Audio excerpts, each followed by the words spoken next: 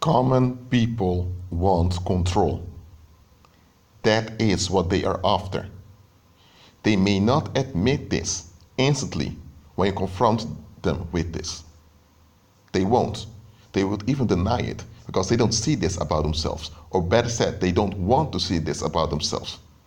Common people, when you look at it carefully, they want control. When they have control of you, they get the sense that they are safe.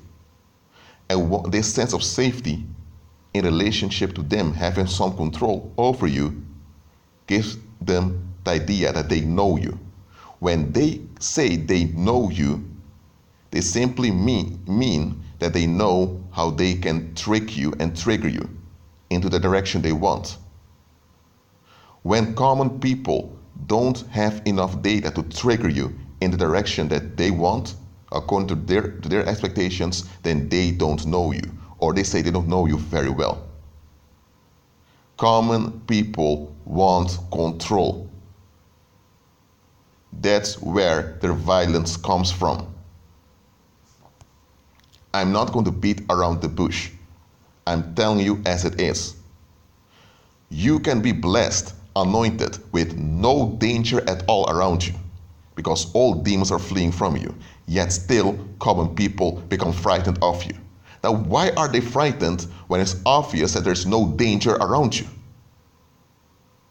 Why would they become frightened of you when they are completely safe being in your presence? I'm telling you why. Because they operate in fearful thinking. They want control. And because they can't grasp you in the way they expect, they don't want to relate to you. Because to relate to you in a natural way would imply that they need to admit their vulnerability. And here's the thing. For them to admit their vulnerability means that they are giving up that illusion of control. Because whether common people would admit it or not, all their relationships are centered around self-validation. And the only way self-validation can remain intact is if they have some sense of control. So for them to admit their vulnerability and to relate to you in a natural way would mean that they would have to face the emptiness of self-validation, and that's something they never ever want to do.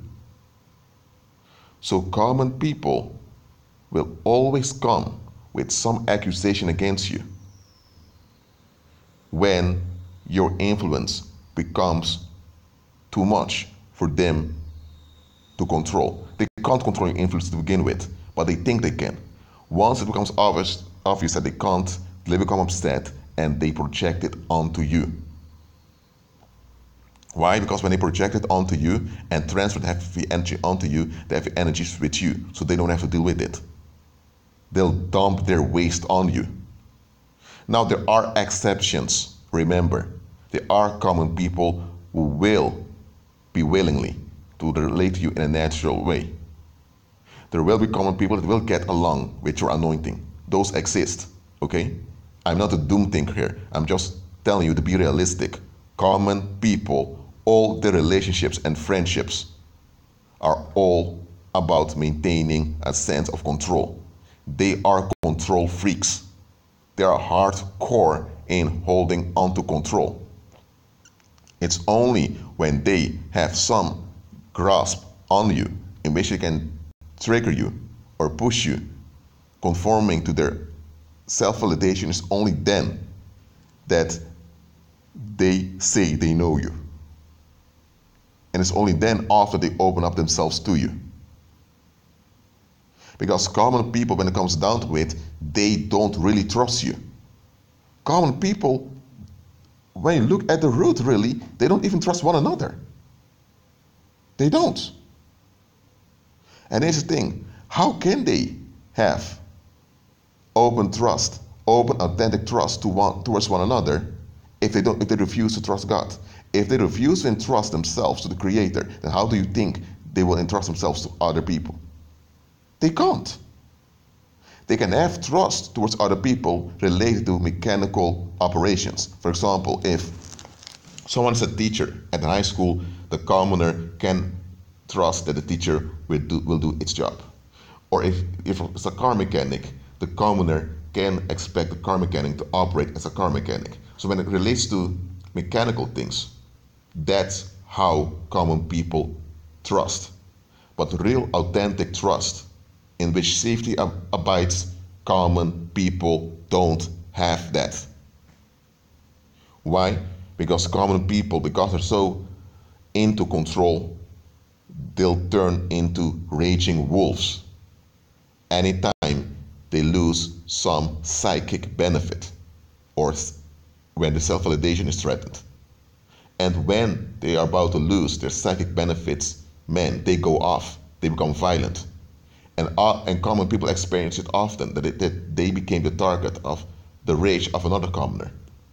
So they use this as an excuse to close off themselves and to always find ways to manipulate others. Common people are self-conscious because they realize that their vulnerability makes them accessible to predators or to violence from others. So now they want to use the vulnerabilities of others to guard themselves. That's how common people in general are. They don't really trust one another. How can they really trust one another authentically if they refuse to trust the Most High? The Most High has no darkness in him at all. The Most High has no reason whatsoever to manipulate nor exploit anyone. Yet him, they refuse to trust because they're so self-centered, because they are narcissistic in their attitude. So you mean to tell me that the Most High himself, the great I am, you refuse to trust him? Yet you will trust fellow common people who are born into corruption? What? Look, I'm not telling you to blindly trust people here. The only blind trust should have towards the Most High. Because the Most High cannot be used by evil. Human beings can be tricked and used by evil entities without being aware of it. Human beings can be deceived. The Most High can't be deceived. So you should trust the Most High blindly. But here's the thing. A lot of, common folks don't trust the Most High at all. Yet they have those gods that they worship. Those people that they deem important in their lives, to which they surrender themselves. And the only reason they surrender themselves to those quote-unquote gods that they worship is because they have a grip on them.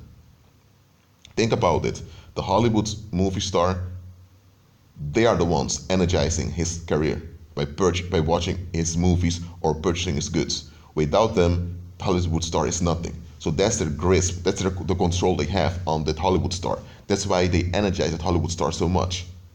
When an artist comes to give a concert, the artist needs them to pay the ticket.